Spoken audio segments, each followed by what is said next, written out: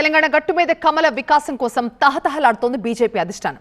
వచ్చే ఎన్నికల్లో తెలంగాణలో అధికారంలోకి రావాలని ఉవ్విళ్లుతోంది. అందుకోసం మిషన్ తెలంగాణను మొదలుపెట్టింది. ఆదివారం ప్రధాని మోదీ పర్యటనతో అందుకు తొలి అడుగు పడింది అంటున్నారు కమలనాథులు.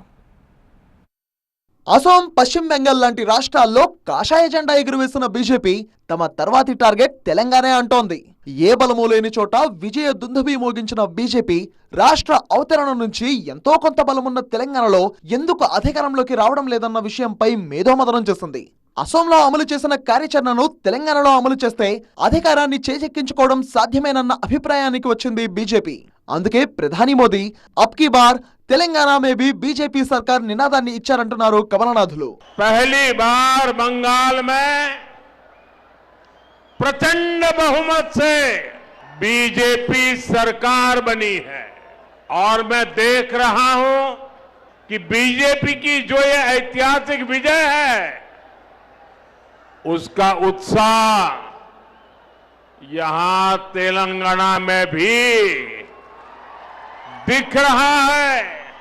यहां बीजेपी का हर कार्यकर्ता जोश से भरा हुआ है. भाजपा की ऐसी जीत के बाद मैं तेलंगाना में के लोगों की भावनाएं भी देख रहा हूं. तेलंगाना में हर कोई एक ही बात कह रहा है, अब की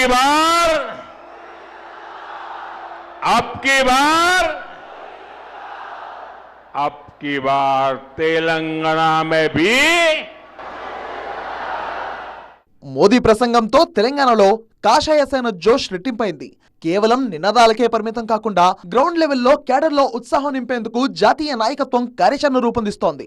పార్టీ విస్తరణ, ground level Sangh action, Hindutva agenda, social media, operation Aakarsh ద్వారా పార్టీలో చేరికలను ప్రోత్సహించడంపై దృష్టి సారించింది.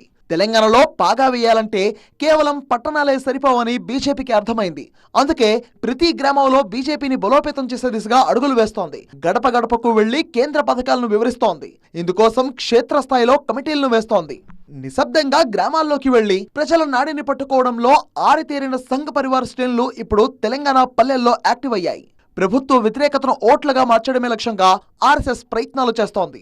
బీజేపీకి అతిపెద్ద బలం హిందుత్వ సెంటిమెంట్. ఉత్తర తెలంగాణలోని అన్ని గ్రామాల్లో పార్టీలకు అతీతంగా అయ్యప్ప భక్తులు, హనుమాన్ భక్తుల సంఘాలు ఉన్నాయి. వీళ్ళందరినీ తమ వైపునకు తిప్పుకునేందుకు ప్రయత్నిస్తోంది బీజేపీ. అయోధ్య రామ మందిర నిర్మాణం, సాంస్కృతిక పునరుజ్జీవనం అంశంలో గ్రామీణ ప్రజలను ఆకట్టుకునే ప్రయత్నం చేస్తోంది. సోషల్ మీడియాలో ప్రత్యర్థి పార్టీల వైఫల్యాలను ప్రజలకు వివరించేందుకు సోషల్ మీడియా సెల్స్ ను విస్తరిస్తోంది కమలం పార్టీ. వాట్సాప్ గ్రూపులో, ఇన్స్టా రీల్స్ ద్వారా యువతను టార్గెట్ చేస్తూ డిజిటల్ క్యాంపెయిన్లోనూ పుంజుకుంటోంది బీజేపీ. వీటితో పాటు చేరికలపై ప్రత్యేక దృష్టి సారించింది జాతీయ నాయకత్వం. ఇతర పార్టీల్లోని అసంతృప్త నేతలకు, బలమైన కేడరున్న నాయకులకు బీజేపీ గాలం వేస్తోంది. ఆపరేషన్ ఆకర్ష్ ద్వారా పార్టీలోకి భారీగా చేరికలు ఉండేలా ఢిల్లీ పెద్దలే స్వయంగా రంగంలోకి దిగారు. తెలంగాణలో ఏ చిన్న అవకాశం దొరికినా వదిలిపెట్టకుండా ప్రధాని మోదీ, అమిత్ షా వంటి అగ్రనేతలు నిరంతరం పర్యటిస్తూ కేడర్లో ఉత్సాహం నింపుతున్నారు. అయితే కులమత రాజకీయాలు ఇక్కడ తక్కువ ప్రభావం చూపుతాయని బీజేపీ జాతీయ నాయకత్వం గ్రహించినట్టుగా తెలుస్తోంది.